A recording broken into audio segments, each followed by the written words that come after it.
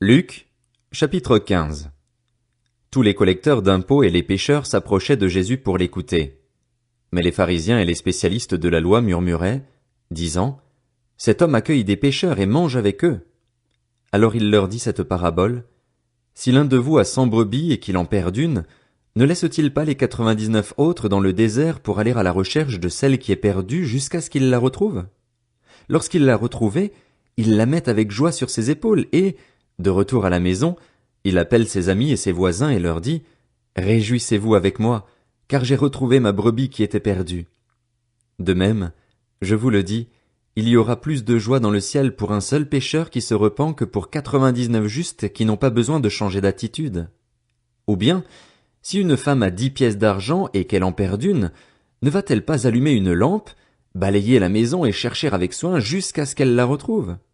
Lorsqu'elle l'a retrouvée, elle appelle ses amis et ses voisines et dit, « Réjouissez-vous avec moi, car j'ai retrouvé la pièce que j'avais perdue. » De même, je vous le dis, il y a de la joie parmi les anges de Dieu pour un seul pécheur qui se repent. Il dit encore, un homme avait 2 fils. Le plus jeune dit à son père, « Mon père, donne-moi la part de l'héritage qui doit me revenir. » Le père leur partagea alors ses biens. Peu de jours après, le plus jeune fils ramassa tout et partit pour un pays éloigné, où il gaspilla sa fortune en vivant dans la débauche. Alors qu'il avait tout dépensé, une importante famine survint dans ce pays et il commença à se trouver dans le besoin. Il alla se mettre au service d'un des habitants du pays, qu'il envoya dans ses champs garder les porcs. Il aurait bien voulu se nourrir des caroubes que mangeaient les porcs, mais personne ne lui en donnait. Il se mit à réfléchir et se dit, « Combien d'ouvriers chez mon père ont du pain en abondance et moi, ici, je meurs de faim. Je vais retourner vers mon père et je lui dirai, « Père, j'ai péché contre le ciel et contre toi, je ne suis plus digne d'être appelé ton fils, traite-moi comme l'un de tes ouvriers. » Il se leva et alla vers son père.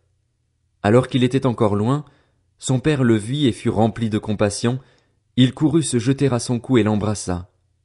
Le fils lui dit, « Père, j'ai péché contre le ciel et contre toi, je ne suis plus digne d'être appelé ton fils. » Mais le père dit à ses serviteurs, « Apportez vite le plus beau vêtement et mettez-le lui.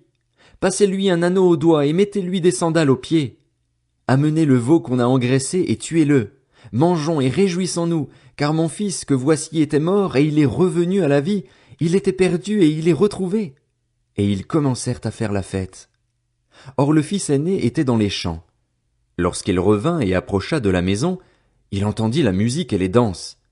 Il appela un des serviteurs et lui demanda ce qui se passait.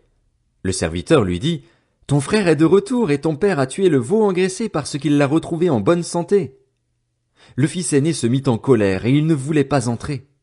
Son père sortit le supplier d'entrer, mais il répondit à son père, « Voilà tant d'années que je suis à ton service sans jamais désobéir à tes ordres, et jamais tu ne m'as donné un chevreau pour que je fasse la fête avec mes amis.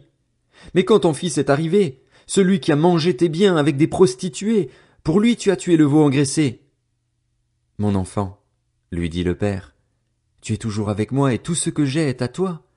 Mais il fallait bien faire la fête et nous réjouir, parce que ton frère que voici était mort et il est revenu à la vie, il était perdu et il est retrouvé. »